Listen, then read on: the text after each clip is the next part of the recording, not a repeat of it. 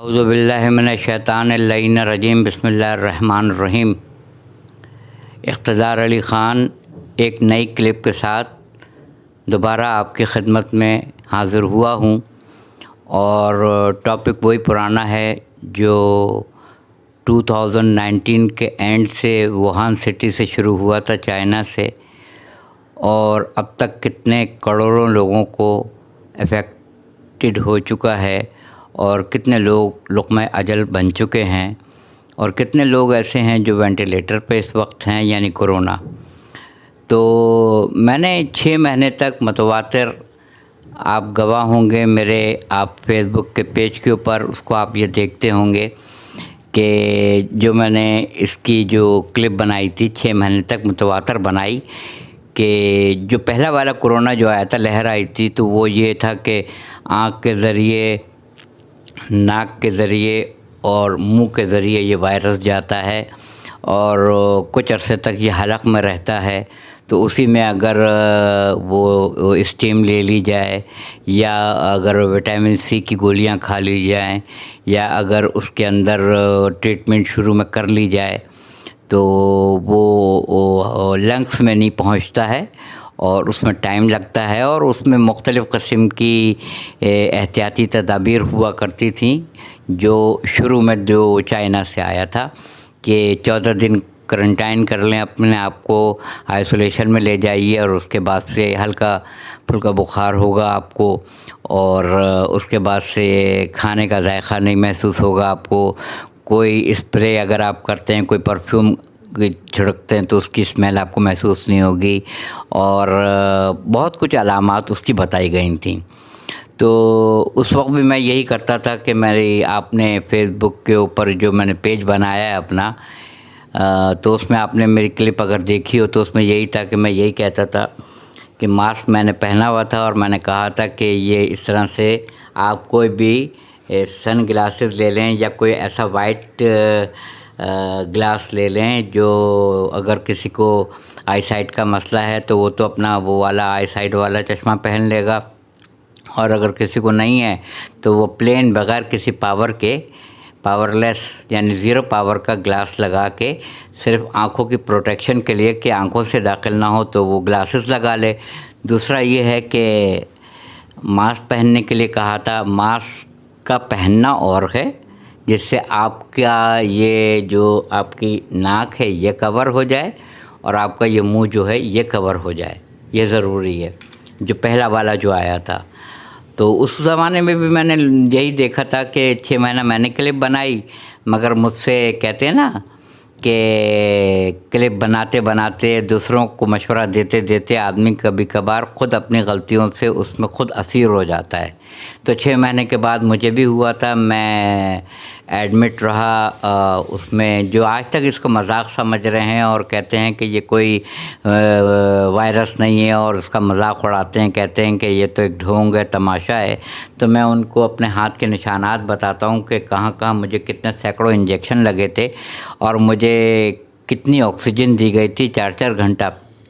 तो 3 दिन मैं रहा लाखानी में और 3 दिन मैं रहा इंडस में।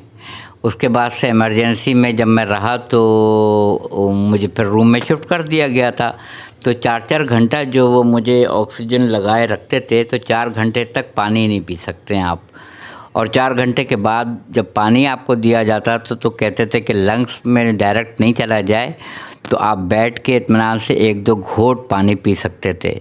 तो उस वक्त एक तरफ कैथेटर लगा हुआ था यूरिन पास होने के लिए, दूसरी तरफ से ऑक्सीजन मुझे दी जा रही थी और फिर सुबह को वो अर्ली मॉर्निंग आता था और वो मतलब शुगर टेस्ट करने के लिए आता था, फास्टिंग, और फिर दोपहर के लिए आता था और उसके बाद से कभी किडनी का टेस्ट हो रहा है, कभी LFT लीवर फंक्शन टेस्ट हो रहा है, कभी उसमें इको टेस्ट हो रहा है हार्ट के लिए, कभी लंग्स का एक्सरे लिया जा रहा है बार बार। मतलब आप तख्ता मश्क बने हुए थे और उनके रहम करम पे थे।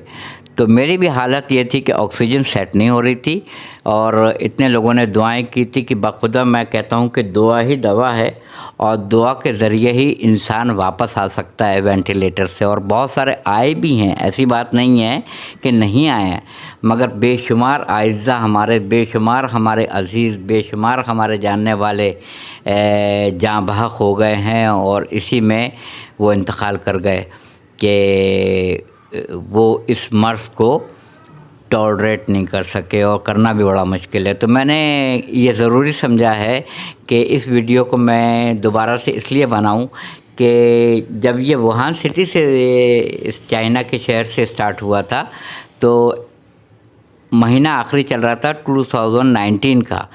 फिर ये आया था मार्च में आया था कराची में, जब रजब का महीना था 2020 में, और उसके बाद देखते देखते फिर ये पूरी दुनिया में फैल गया। फिर ये चाइना में हुआ, चाइना से फिर ये ईरान में हुआ, फिर ये पाकिस्तान में आया, फिर ये इंडिया में गया, फिर अब तो कनाडा है, तो इटली है, तो उसके बाद यूके है। तो ये क्लिप बनाने का मकसद ये है कि अब जो कोरोना आया है, माज़ल्ला मैंने डॉक्टर की क्लिप को देख के ये क्लिप बनाने का ख़्याल पैदा किया कि मैं आपको उससे आगाही दे सकूं, बता सकूं कि डॉक्टर ने कहा कि मैं किसी ज़माने में डिप्रेशन में नहीं गया, और मैंने किसी ज़माने में हिम्मत नहीं हारी, किसी ज़माने में हिम्मत मैंने नहीं हारी, और मैं दिल बर्दाश्ता नहीं हुआ, डिप्रेशन में नहीं गया।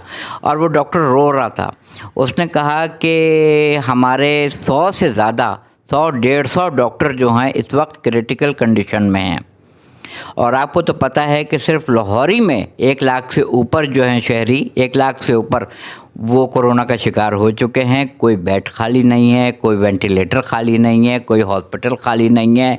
लोगों का एक मजमा कसीर अजदहाम लगा हुआ है, इतना फैल चुका है, यानी लाखों की तादाद में है जो लोग इससे मुतासिर हुए हैं, लाखों की तादाद में। तो मैंने अभी भी ये देखा है कि अगर मैं कहीं निकलता हूँ, मास्क पहन के निकलता हूँ, तो मैंने ये देखा है कि अगर 10 आदमी बैठे हुए हैं तो 2 मुश्किल से मास्क पहने हुए हैं, 2 मुश्किल से पहने हुए हैं। ये मैं आई विटनेस हूँ, इसलिए मैं आपको ये शेयर कर रहा हूँ। लोग, मेजॉरिटी भी इसको अभी तक मजाक समझ रही है, कहती है कि मेजॉरिटी के ये मजाक है, कोई वायरस कुछ भी नहीं है, ये ड्रामा किया हुआ है लोगों का। तो मैं उनको अपने हाथ के निशानात दिखाता हूँ कि इधर भी इंजेक्शन लगे थे, इधर भी इंजेक्शन लगे थे, और मुझे डिहाइड्रेशन हो गया था, यानी जब वो ब्लड लेने का वक्त होता था तो वो मेरी वेन मिलती ही नहीं थी, वेन नहीं मिलती थी। वो कभी उधर सुई लगाता था, कभी उधर सुई लगाता था, कभी उधर लगाता था, कहता था कि आपको डिहाइड्रेशन हो गया है, आपकी वेन ही नहीं मिल रही है। तो वो हाथ को इस तरह से मार के वेन को ऊपर करता था, इस तरह से, और कहता था वेन ही नहीं मिल रही है आपकी। तो उसमें आधा घंटा लग जाता था ब्लड निकालने में, ब्लड टेस्ट करने में। तो जिसने भुगता हुआ है ना, क्योंकि मैंने भुगता हुआ है, तो मैं आपको ज़्यादा बेहतर तौर पे बता सकता हूँ कि लोगों की दुआओं की बदौलत मैं इवेंट पे जाते जाते बचा, और घर मुझे दुआ वापस घर ले आई। उसके बाद से फिर मैंने ये महसूस किया कि परवरदिगार आलम की नेमतों का शुमार नामुमकिनात में से, वो तो हम कर ही नहीं सकते हैं। सिर्फ मैं आपको ये बता दूँ कि ये 5 उंगलियाँ जो हैं, 5 उंगलियाँ, ये 5 उंगलियाँ इस तरह से मेरी हो गई थी। ये 5 उंगलियाँ ऐसे हो गई थी कि जिसमें करंट दौड़ रहा है, ये दोनों हाथ की ये उंगलियों में करंट दौड़ रहा है। ऐसी हो गई थी कि ये हम जैसे यूँ करके मोड़ लेते हैं इतनी आसानी के साथ, और खोल लेते हैं और कहते हैं परवरदिगार तूने मुझे क्या दिया है।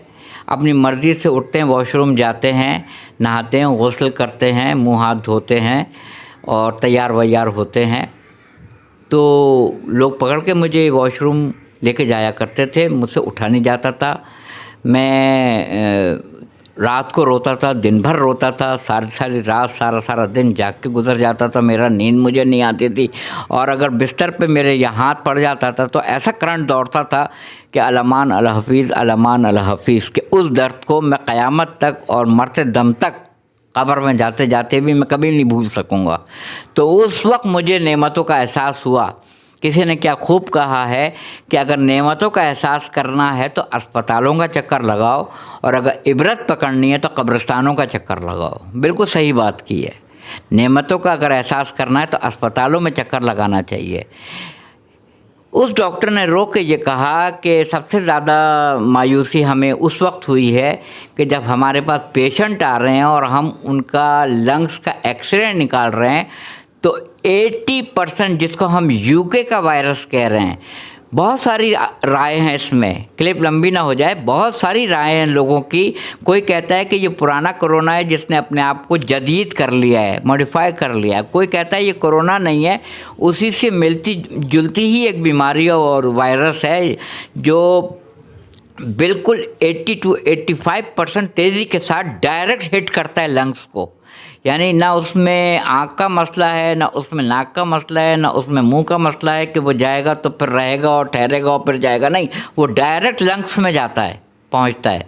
और जब वो डॉक्टर ने बताया और वो रो भी रहा था, उसने कहा जब हमारे पास पेशेंट आ रहे हैं और जब उनका चेस्ट एक्सरे कर रहे हैं तो 80 to 85% लंग्स ख़त्म हो चुका है। तो बताइए जिसका 80% लंग्स ख़त्म हो गया हो, हम उसका क्या इलाज करेंगे? कोई इलाज ही नहीं है, उनका कोई इलाज नहीं है। तो मैं आपसे 10 बस्ता अर्ज़ कर रहा हूँ, हाथ जोड़ के रिक्वेस्ट कर रहा हूँ, अपने पे रहम नहीं कीजिए, अपनी बीवी बच्चों पर रहम कीजिए, अपने वालिदैन पर रहम कीजिए, अपने घर वालों पर रहम कीजिए। वो किस किस तरह मेरी फैमिली किस किस तरह वापस आई है इंडिया से रात को, वो जब मुझे बताते हैं तो मुझे अभी भी बिल्कुल ही एक कपकपी सी हो जाती है। मैं हैरान हो जाता हूँ कि किस तरह से मेरे बच्चे, किस तरह से मेरी वाइफ घर आए थे रात को, कितना बड़ा रिस्क था, और वो भी ऐसे पुराशोभ शहर में रात को घर आना कोई आसान काम नहीं है। तो आप कितना कीमती हैं अपने घर वालों के लिए, उसका एहसास कीजिए। खुदा के लिए अपने लिए मत पहनिए। अगर आपको अपने वालिदैन से मोहब्बत है तो उनके लिए मास्क पहन लीजिए। अगर आपको अपने वालिदैन, अपनी बीवी और अपने बच्चों से मोहब्बत है तो उनके लिए ग्लासेस लगा लीजिए, मास्क पहन लीजिए। ये कितने का आता है? ये 10 रुपये का आता है, 10 रुपये का आता है, ये 10 रुपये का। हम हज़ारों का पिज़्ज़ा खा जाते हैं, हज़ारों का परफ्यूम ले लेते हैं, हज़ारों चीज़ें हम खाने पीने में सर्व कर देते हैं। एक बर्गर मंगाया तो उसमें पता नहीं 100-200 रुपया चला गया। एक चाइनीज़ की डिश खा ली तो उसमें पता नहीं हज़ारों रुपये निकल जाते। 10 रुपये का हम मास्क नहीं पहनते हैं। ये जब मैंने क्लिप बनाई थी मुतवातर और मैं पहन के गया था, ये भी मैं पॉइंट आउट कर दूं आपको, मैं किसी के यहाँ भी गया तो मैं पहन के गया था, मगर जब कोई खाना पेश करेगा आपकी खिदमत में तो आप मास्क के साथ तो खाना नहीं खाएंगे ना, आपको वले बलिंदिश मास्क उतारना पड़ेगा। बस वही वो मौका होता है जब वायरस ट्रांसफ़र होता है आपको, जब आप दस्तरखान से खाना खा रहे होते हैं या किसी से मास्क उतार के गुफ्तगू कर रहे होते हैं, बस वही वक्त है, समझ लीजिए आप, जब वायरस ट्रांसफ़र हो रहा होता है आप में, उससे बचना है।